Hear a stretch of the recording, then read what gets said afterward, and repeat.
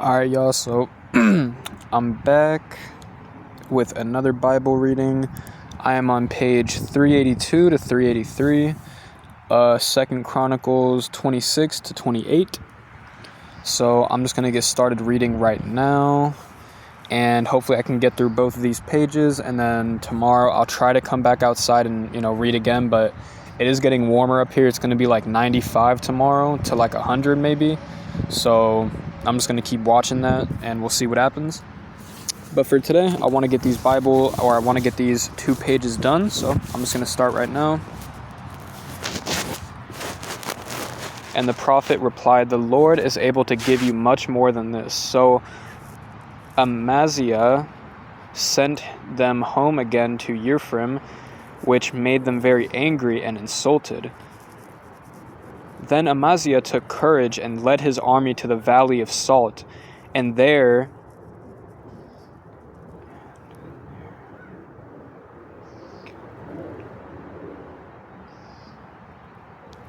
I was reading it right. And there killed 10,000 men from Seir. Another 10,000 were taken alive to the top of the cliff and thrown over, so that they were crushed upon the rocks below.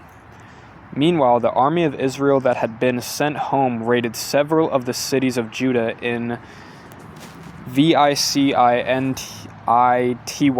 of Beth-horn towards Samaria, killing 3,000 people and carrying off great quantities of loot. When King Amaziah returned from the slaughter of the Edomites, he brought with him idols taken from the people of Seir and set them up as gods.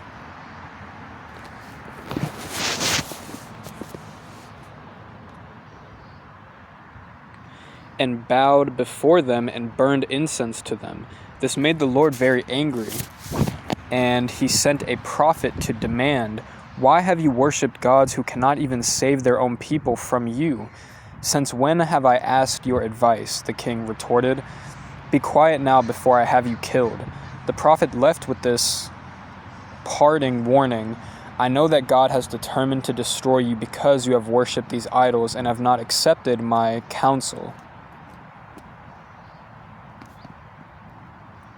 King Amaziah of Judah now took the advice of his counselors and declared war on King Joash of Israel, son of Jehoahaz, or Jehoahaz, grandson of Jehu. King Joash replied with this parable: "Out in the Lebanon mountains a thistle demanded of a cedar tree, 'Give your daughter in marriage to my son.' Just then a wild animal came by and stepped on the thistle, crushing it. You are very proud about your conquest of Edom, but my advice is to stay home and don't meddle with me, lest you and all of Judah get badly hurt." But Amaziah wouldn't listen, for God was arranging to destroy him for worshipping the gods of Edom. The armies met at Beth Shemesh, Shemesh, in Judah.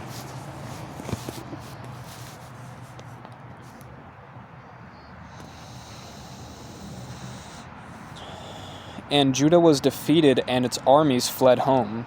King Joash of Israel captured the defeated King Amaziah of Judah and took him as a prisoner of Jerusalem. Then King Joash ordered 200 yields,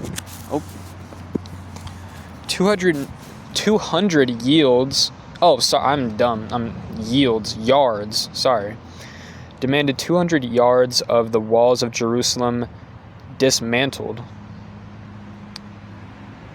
from the gate of Ephraim to the corner gate.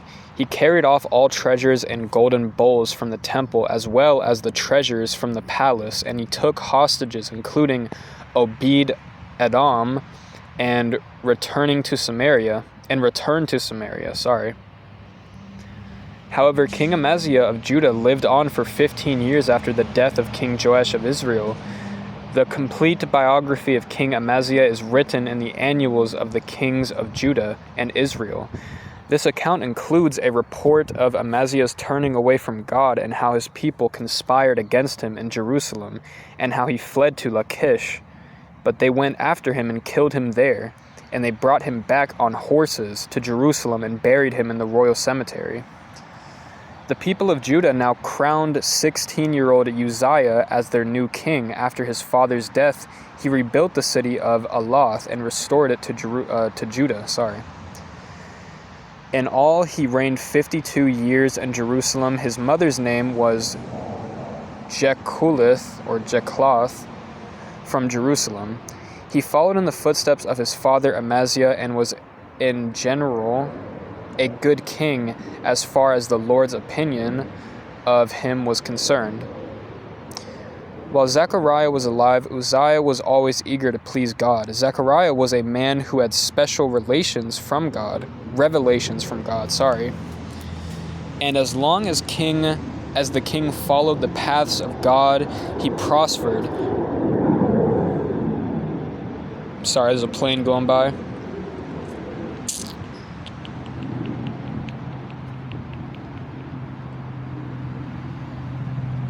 Okay, I kind of lost where I was at, I'm not going to lie.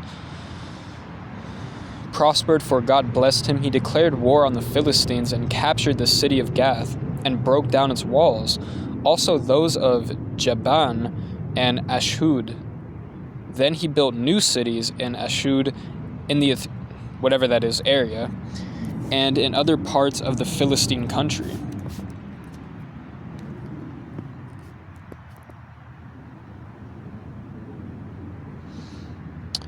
God helped him not only with his wars against the Philistines, but also in his battles with the Arabs of Gerbal, and in these wars with the Minuites. The Amorianites paid annual tribute to him, and his fame spread even to Egypt, for he was very powerful. He built fortified towns in Jerusalem. Okay, there we go, that's a little better.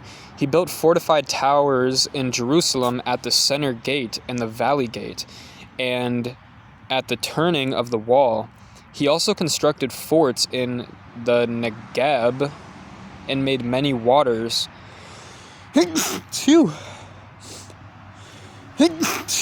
Sorry.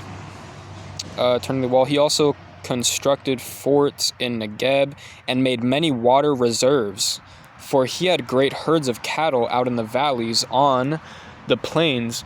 He was a man who loved the soil and had many farms, the vineyards both on the hillside and the fertile valleys. He organized his army into regiments to which men were drafted under quotas set by Jael, the secretary of the army, and his assistant, Maaseiah. The commander-in-chief was General Hananiah. 2,600 brave clan leaders commanded these regiments. The army consisted of 307,000 men. Wait, what? 500,000 men. How do I say that?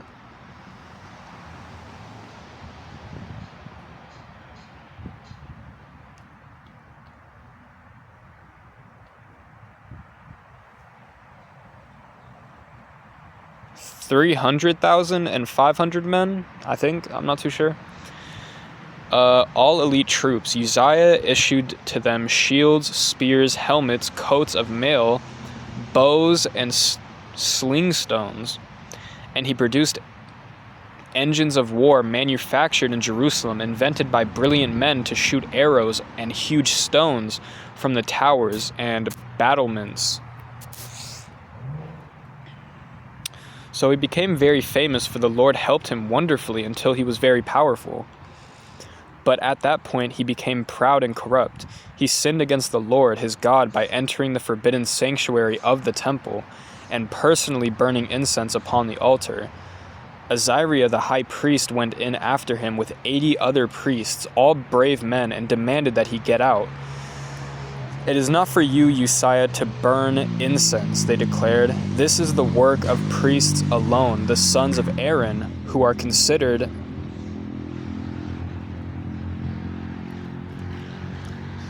or consecrated to this work. Consecrated to this work. Get out, for you have trespassed, and the Lord is not going to honor you for this. Uzziah was furious and refused to set down the incense burner he was holding. But look, suddenly leprosy appeared in his forehead. When Azariah and the others saw it, they rushed him out.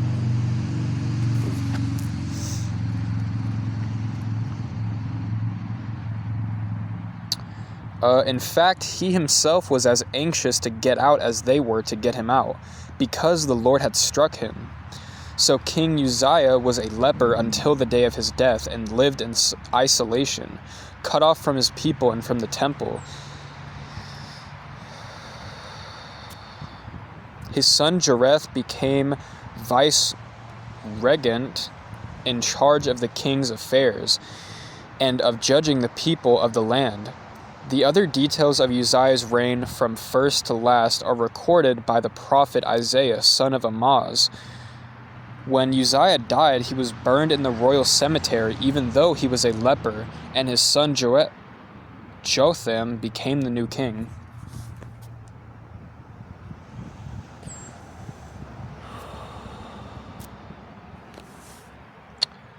Jotham was 25 years old at the time he became king, and he reigned 16 years in Jerusalem.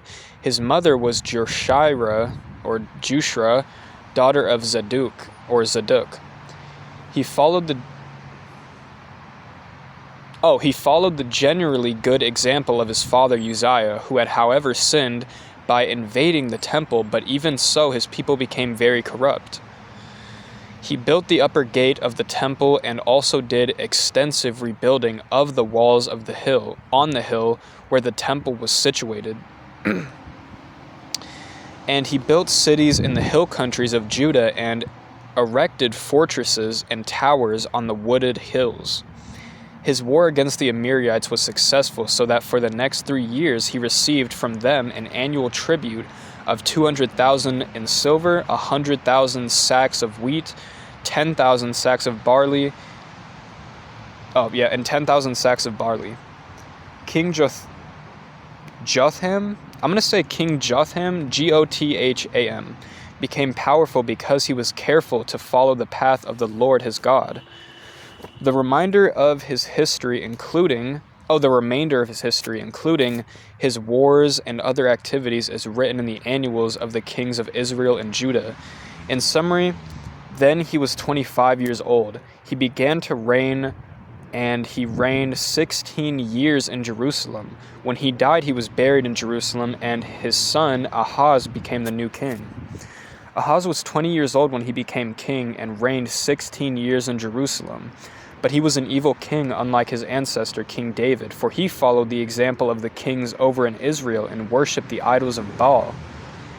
He even went out to the valley of Hinnom, and it was not just to burn incense to the idols, for he even sacrificed his own children in the fire, just like the heathen nations that were thrown out of the land by the Lord to make room for Israel. Yes, he sacrificed and burnt incense at the idol shrines on the hills and under green trees, and under every green tree. That is why the Lord God allowed the king of Syria to defeat him and deport large numbers of his people to Damascus. The armies from Israel also slaughtered great numbers of his troops. On a single day, Pekah, the son of Remaliah, killed 120,000 of his bravest soldiers because they had turned away from the Lord God of their fathers. Then Zechariah, a great warrior from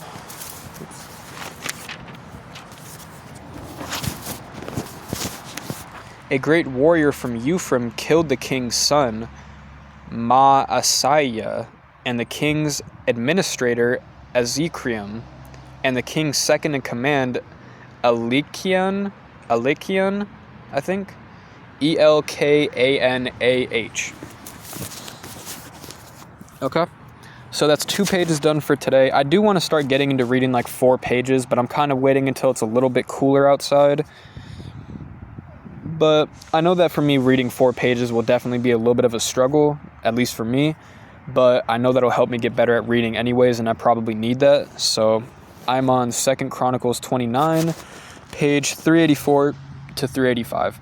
So for now, that's going to be it. I'm doing pretty good today on my progress. Yesterday I had a little bit of I was just going through some stuff and I was a little bit upset, but I'm feeling a little bit better today. I'm doing a little bit better. I got up early finally, so hopefully I can keep that going, but we'll see we'll see what happens tomorrow. So thank you all so much for watching. God bless you all. And if you're outside, I pray that you're safe, and yeah, peace out.